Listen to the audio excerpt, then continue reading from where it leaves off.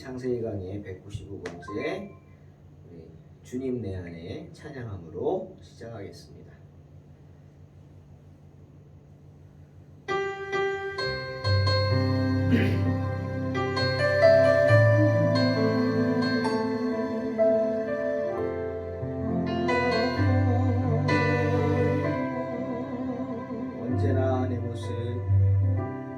언제나 내 모습 너무나 부끄러워 무릎으로 주님께 기도로 가오니 나 홀로 서 있는 죽은 영혼 깨우사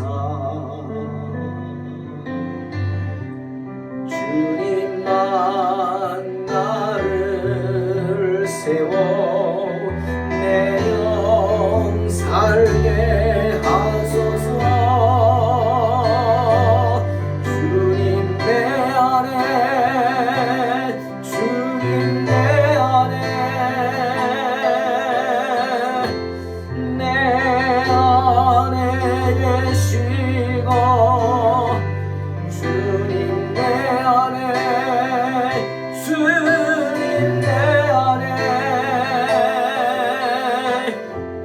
나를 세워주소서.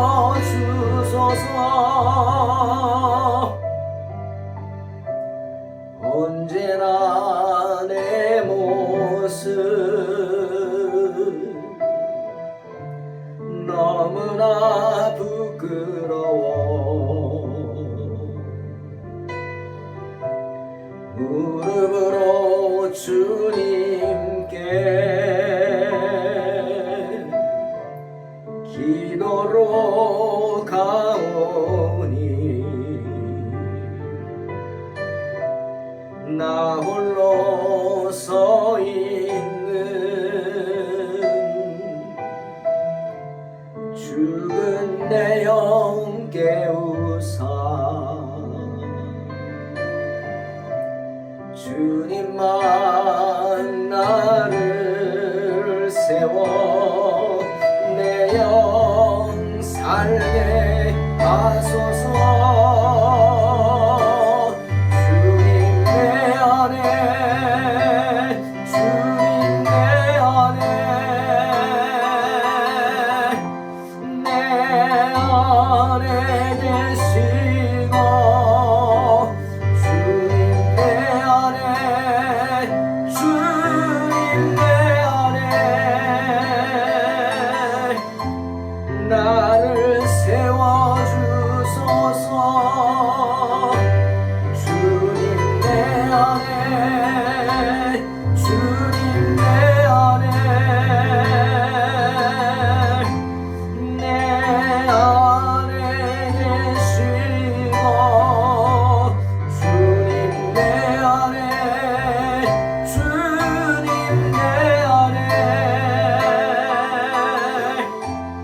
나를 세워주소서.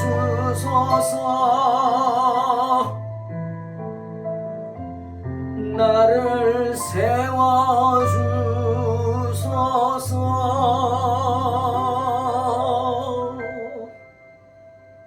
아멘. 주님 세워주실 줄로 믿습니다. 창세기 45장 1절로 15절 봉독합니다. 요셉이 시종하는 자들 앞에서 그 정을 억제하지 못하여 소리질러 모든 사람을 자기에게서 물러가라 하고 그 형제에게 자기를 알리니 때에 그와 함께한 자가 없었더라. 요셉이 방성대곡하니 애굽 사람에게 들리며 바로의 궁중에 들리더라. 요셉이 그 형들에게 이르되 나는 요셉이라 내 아버지께서 아직 살아계시니까. 형들이 그 앞에서 놀라서 능히 대답하지 못하는지라. 요셉이 형들에게 이르되 내게로 가까이 오소서. 그들이 가까이 가니 가로되 나는 당신들의 아우 요셉이니 당신들이 애굽의 판자라. 당신들이 나를 이곳에 팔았으므로 근심하지 마소서. 한탄하지 마소서. 하나님이 생명을 구원하시려고 나를 당신들 앞서 보내셨나이다. 이 땅에 2년 동안 흉년이 들었으나 아직 5년은 기경도 못하고 추수도 못할지라 하나님이 큰 구원으로 당신들의 생명을 보존하고 당신들의 후손을 세상에 두시려고 나를 당신들 앞서 보내셨나니 그런즉 나를 이리로 보낸 자는 당신들이 아니요 하나님이시라.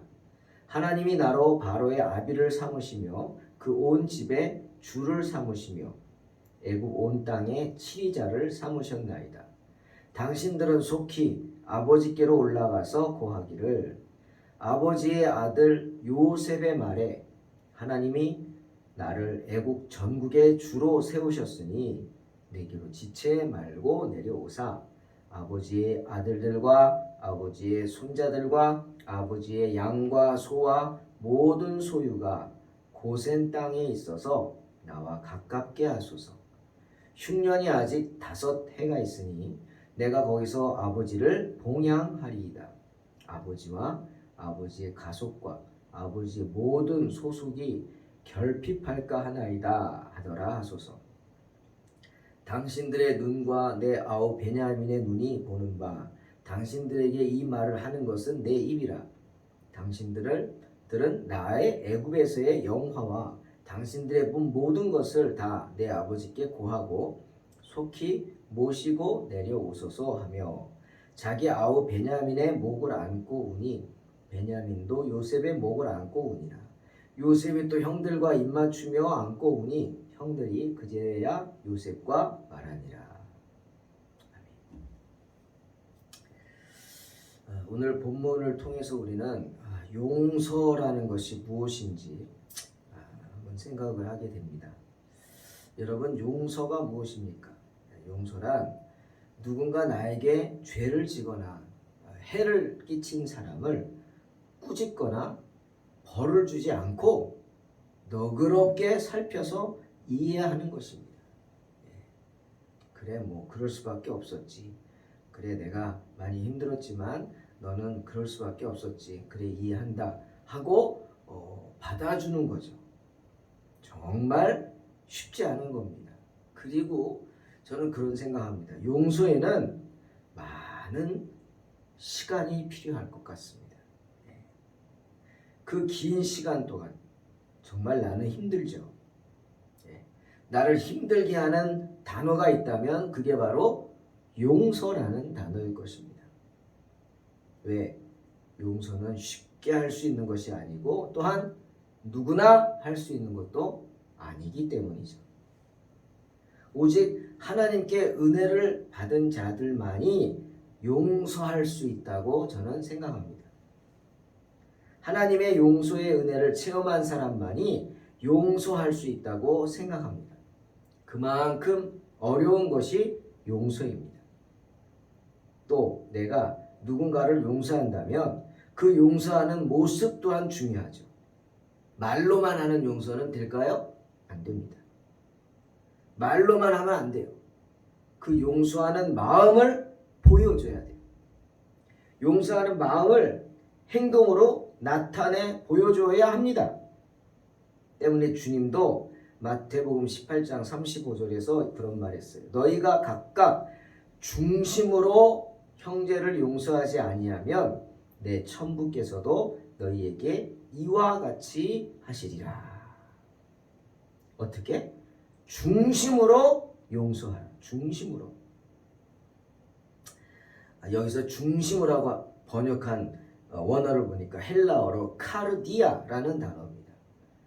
우리 새 번역은 그냥 마음으로 라고 했는데 저는 중심으로가 더 좋을 것 같아요. 왜? 이 중심이라는 카르디아라는 단어 속에는 어떤 뜻이 들어있냐면 그냥 마음만이 아니라 상처받은 마음이라고 되어 있더라고요. 카르디아의 뜻 중에 상처받은 마음이라는 뜻이 있어요. 즉 중심으로 용서하라는 말은 그 상처받은 마음에서 먼저 벗어나야 한다는 거예요. 내가 저 사람 때문에 상처받은 마음, 그렇죠? 그것이 있다면 용서할 수 없습니다. 어떻게든 그 마음을 치료해야 합니다.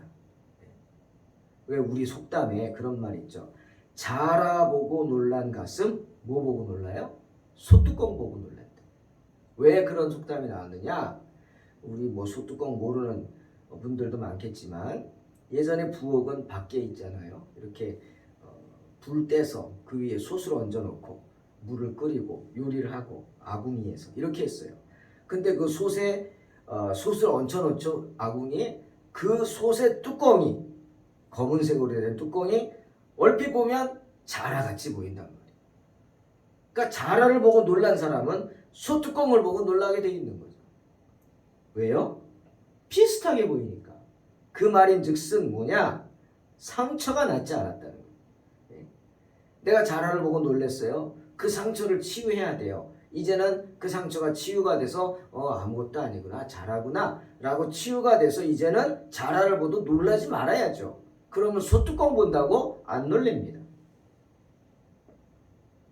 그러니 어떻게 되겠어요? 치료해야 돼요.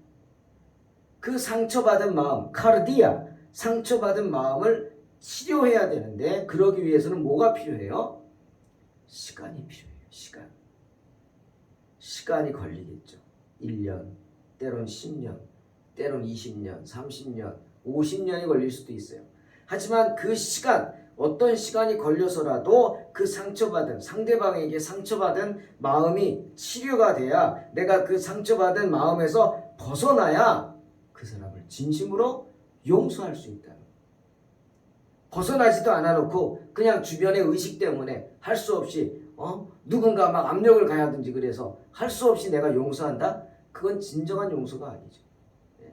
용서한다고 해놓고도 속으로는 아유 저놈 어디 가서 무슨 사고나 당하면 좋겠다. 뭐 이렇게 저주고 악담이 나올 수밖에 없는 거예요. 왜? 그 상처받은 마음이 치료되지 못했기 때문에. 그러니 너희가 중심으로 용서하라 형제를. 그 말씀 속에는 너의 그 상처받은 마음부터 치료하라. 그래야 진심으로 용서가 된다라고 하는 겁니다. 또 바울은 에베소서 4장 32절에서 서로 인자하게 하며 불쌍히 여기며 서로 용서하기를 하나님이 그리스도 안에서 너희를 용서하심과 같이 하라 말씀하셨어요. 그러니 하나님께서 내게 베풀어 주신 용서의 은혜를 체험한 사람, 그 체험을 받은 사람만이 누군가를 용서할 수 있다는 거예요. 하나님께 은혜를 받은 자만이 용서할 수 있다고 이렇게 말할 수 있는 거죠. 자, 자신을 잡아 가두고 베냐민은 풀어달라고 애타게 부르짖는 유다. 그 유다의 말을 듣고는 자기 감정을 주체하지 못한 요셉. 요셉이 형제들에게 심하게 한 이유는 뭡니까? 누명을 씌우고 잡아 가두고 그 이유가 뭐예요? 너희들의 그 죄를 생각하게 하는 거죠. 요셉의 그 작전이 들어맞았죠. 그 어려운 일을 당하자 형제들이 하나같이 다 서로를 바라보며 이게 우리 죄 때문이다. 그때 동생이 그렇게 살려달라고 울부짖는데 우리가 외면하고 죽이려고 하지 않았냐? 노예로 팔지 않았냐? 이게 다 우리 죄 때문이다. 서로가 자복하는 것을 보면서 요셉은 마음이 아팠죠. 그런데 지금 유다가 너희들은 가라. 베냐민만 놔둬라. 왜? 또 베냐민에게 해코지를 할까봐 베냐민을 보호하기 위해서 베냐민을 범인으로 몰아 남게 하고 너희는 가라 그랬어요. 자, 요셉의 형제들이 진정 그 마음이 회개하지 않고 돌이키지 않았다면 그냥 갔을 거예요. 야, 우린 살았다. 야, 다행이다. 빨리 가자. 붙잡히기 전에 빨리 가자. 라고 했을 거예요. 그러나 아니. 이제는 그 요셉의 형제들이 그런 옛날에 그런 나쁜 마음을 먹은 그런 사람들이 아니었어요. 하나님을 만나고 그 긴 시간 동안 20년이라는 시간 동안 괴로워하면서 고통받았어요. 그래서 베냐민을 붙잡아가는 것을 보고 다들 따라오죠. 다들 따라와서 우리도 같이 감옥에 갇히겠다고 자청을 합니다. 그 모습을 보고 요셉은 당황했지만 굉장히 기뻤을 거예요. 그죠? 요셉은 이미 형제들을 용서했습니다. 왜? 요셉은 알았거든요. 이것이 하나님의 뜻이다. 하나님의 섭니다. 그런데 형제들이 그런 모습을 보고 얼마나 기뻤겠어요. 아, 형제들이 변했구나. 그런데 유다가 앞에 튀어나와서 뭐라 그래요? 안 됩니다. 돌아가라 그러니까 안 갑니다. 나를 잡아가두고 나를 죽이든 살리든 마음대로 하십시오. 단 베냐민만은 안 됩니다. 베냐민은 집으로 가야 합니다. 아비의 품으로 돌아가야 합니다. 라며 울면서 그러면서 호소하는 것을 보고 지금 오늘 요셉은 그 정을 억제하지 못했다. 형제의 정, 아버지를 생각하는 정, 그 정을 억제하지 못하고 사람들 많은데 울면은 창피하니까 다 나가라고 소리치고 그 안에서 방성대곡했다. 아주 그냥 통곡을 했어요. 얼마나 크게 울었는지 궁에서 들렸어요. 바로의 궁중에 들렸다. 예? 얼마나 가슴에 맺힌 것이 많아서 통곡을 했겠습니까? 하지만 그것은 슬픔의 통곡이 아니라 이제 하나님 앞에 감사하는 눈물이죠. 울부짖습니다. 복받쳐 오르는 감정을 주체할 수 없었어요. 울면서 어떻게 눈물로써 형제들을 향한 자신의 마음, 용서의 마음을 먼저 전하는 거예요.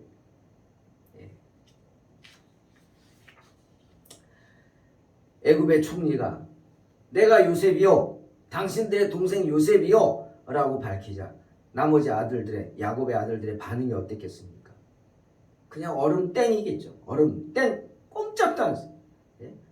형들이 그 앞에서 놀라서 능히 대답도 하지 못했다. 아무 말도 못하고 놀라가지고 그냥 가만히 굳어버리고.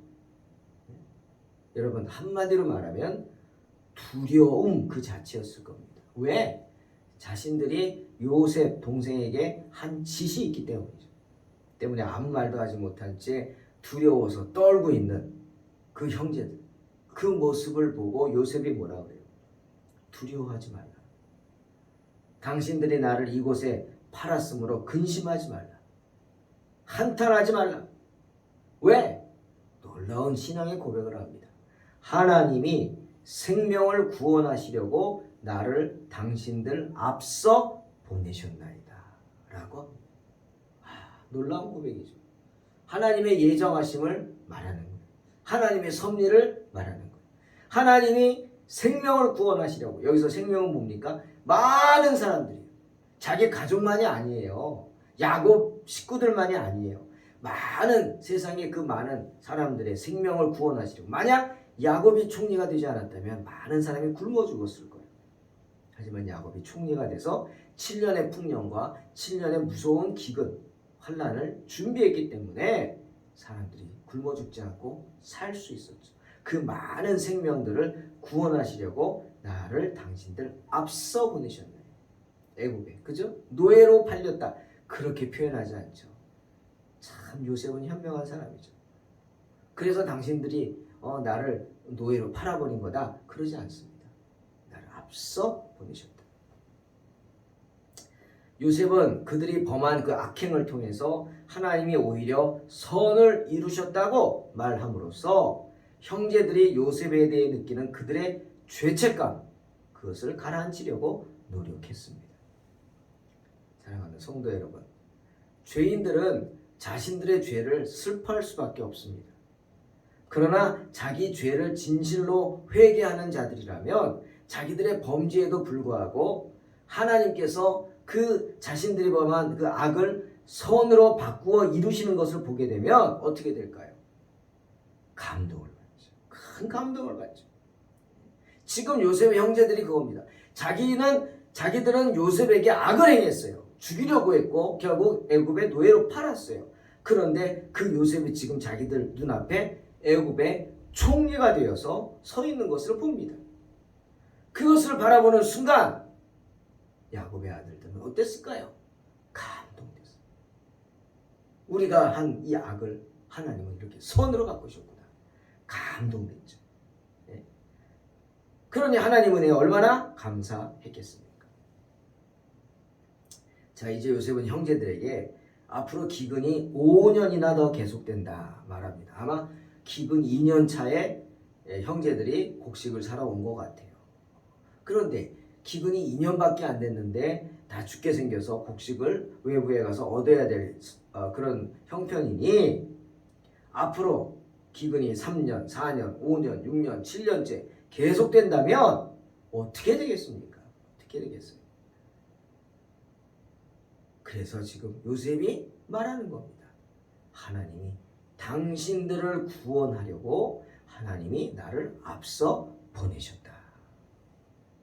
그러니 내가 나의 가족과 친척들까지 먹여 살리겠다 말합니다. 7절에 하나님이 큰 구원으로 당신들의 생명을 보존하고 당신들의 후손을 세상에 두시려고 나를 당신들 앞서 보내셨나니 그런즉 나를 이리로 보낸 자는 당신들이 아니요 하나님이시라. 하나님이 나로 바로의 아비를 삼으시며 그 온 집에 주를 삼으시며 애굽 온 땅에 치리자를 삼으셨도다. 선포합니다. 사랑하는 성도 여러분, 하나님의 백성인 이스라엘은 하나님의 섭리를 통해서 특별한 보호를 받습니다. 그 말인즉슨 오늘날 성도들은 하나님의 섭리에 의해 그 선하신 섭리에 의해 특별한 보호를 받는 줄로 믿습니다. 그 하나님의 섭리는요, 한치 앞을 알지 못하는 인간과는 다른 거예요. 먼 미래까지 내다보시면서 역사하십니다. 이런 이유 때문에 시편 기자들이 뭐라 그럽니까? 시편 105편 17절에서 그러죠. 그가 한 사람을 앞서 보내셨으며 요셉이 종으로 팔렸도다. 그 하나님의 말씀을 간파하고 있는 시편 기자가 하나님이 그 한 사람을 앞서 보내셨다. 당신의 백성을 구하기 위해서. 그 앞서 보낸 사람이 누구냐? 요셉이다. 어떻게? 종으로 팔려갔다. 그리고 솔로몬도 전도서 3장 1절에서 우리에게 그러죠. 범사에 기한이 있고 천하 만사가 다 때가 있다. 때가 있다. 우리는 그렇게 살지 못하죠. 한치 앞을 알지 못하기 때문에 바로 앞의 일들, 당장 내일 일은 난 몰라요 하면서 어떻게 할지 몰라서 당황하는 게 우리 모습이에요. 하지만 하나님께서는 하나님의 일을 처음부터 끝까지 다 보고 계십니다. 자, 요셉이 이제 속히 가서 아버지와 가족들을 데리고 오라고 하죠. 그리고 어디? 고센 땅에 거하라. 이 고센은 이집트의 외곽, 이 팔레스타인 쪽하고 연결된 그 넘어가는 곳의 고센이에요. 왜 고센을 선택했느냐? 마침내 우리는 약속의 땅으로 가야 한다는 거예요. 요셉이 죽으면서 자기 해골을 나중에 부탁하죠. 그 마음이에요. 당신들이 애굽의 깊숙한 곳에 있으면 가기가 힘들어. 하지만 고센 땅에 있으면 바로 경계이기 때문에 3일 길이면 간대요. 고센에서 이스라엘까지 3일만 걸어가면 갈 수 있다고. 그렇게 가까운 곳을 땅으로 정해서 거기 거하라. 그럼 내가 돌보겠다 말하고 있습니다. 요셉은 하나님의 역사를 믿었어. 하나님의 인도하심을 믿었다는 겁니다. 사랑하는 성도 여러분, 오늘 요셉의 이야기를 통해 우리가 생각해 볼 것은 몇 가지가 있죠. 첫째는 이 모든 영광은 하나님께서 받으셔야 한다. 요셉이 고백하죠. 자, 요셉이 애굽의 총리가 되었기에 많은 사람이 살고 이스라엘이 살았어요. 8절에 그런즉 나를 이리로 보낸 자는 당신들이 아니오. 맞죠? 야곱의 아들들이 요셉을 애굽의 노예로 팔았잖아요. 그러니까 야곱의 아들들이 보냈다고 생각하죠. 아니라는 거예요. 하나님이 다 계획하셨다. 나를 이리로 보낸 자는 당신들이 아니요 하나님이시다 라고 고백합니다. 그러니 모든 영광은 누가 받으셔요? 하나님이 받으셔요. 그리고 또 하나는 애굽의 노예가, 히브리 노예가 대제국 애굽의 총리가 됐다는 거예요. 이 사실이 뭘 말씀하느냐? 하나님께서는 종종 반대되는 것들, 세상과 반대되는 것들, 즉 세상에서 소외된 사람들, 못난 사람들 또는 우리가 당하는 어려운 일, 나쁜 일을 통해서도 역사하신다. 그 일을 통해서 역사하신 그 예가 요셉이에요. 히브리 노예가 총리가 되는 게 하나님의 역사라는 겁니다. 믿으시기 바랍니다. 그리고 이제 뒤에 나오지만 요셉 스스로가 고백합니다. 오늘 이 사건이 그거죠. 화가 변하여 복이 된다는 사실. 요셉은 큰 화를 당했어요. 하지만 그가 인내하고 믿음을 지킴으로 마침내 그 화가 변하여 복이 되었습니다. 고난을 인내한 요셉이 마침내 큰 복을 받게 됐다는 겁니다. 요셉은 베냐민을 먼저 안아줍니다. 베냐민만 안아준 게 아니라 다른 형제들을 다 불러 하나하나 가슴으로 안아줍니다. 바로 진정한 용서의 모습이죠. 사랑하는 성도 여러분, 용서란 힘든 것입니다. 왜? 카르디아. 내 마음속에 그 분, 상처, 그것을 풀어야 하기 때문에 시간이 걸려요. 요셉도 20년이라는 시간이 걸렸습니다. 용서가 그렇게 힘들다는 거죠. 내 마음에 상처받은 마음을 먼저 치료해야 하기 때문이죠. 또한 강제로 되는 게 아닙니다. 누가 시켜서 되는 거 아니에요. 그러면 용서하는 척할 뿐이죠. 하나님의 때가 되면 해결되는 겁니다.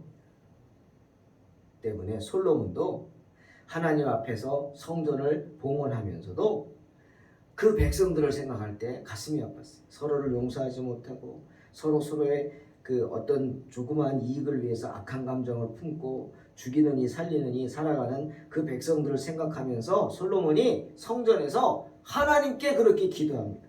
그게 열왕기상 8장 50절. 하나님, 주께 범죄한 백성을 용서하시며 주께 범한 그 모든 허물을 사하시고 그들을 사로잡아간 자 앞에서 그들로 불쌍히 여김을 얻게 하셔서 그 사람들로 그들을 불쌍히 여기게 하옵소서. 우리는 그런 죄인입니다. 하나님이 불쌍히 여기셔야 우리는 용서할 수 있고 용서받을 수 있습니다.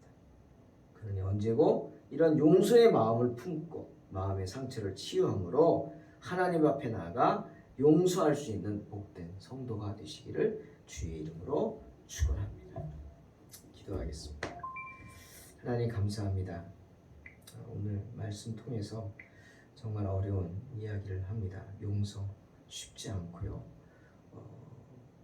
하기도 어렵고 정말 할 수도 없는 어려운 모습입니다. 하지만 주님이 원하시는 그 용서를 할 수 있는 복된 성도가 되게 하시고 내 마음속의 상처를 치료하고 주님 앞에 나아가 치료받는 성도들 되게 축복하여 주시옵소서. 그래서 형제를 자매를 진정으로 용서할 수 있는 은혜 허락하여 주시옵소서. 예수님의 이름으로 기도하옵나이다. 아멘. 믿음으로 승리하시고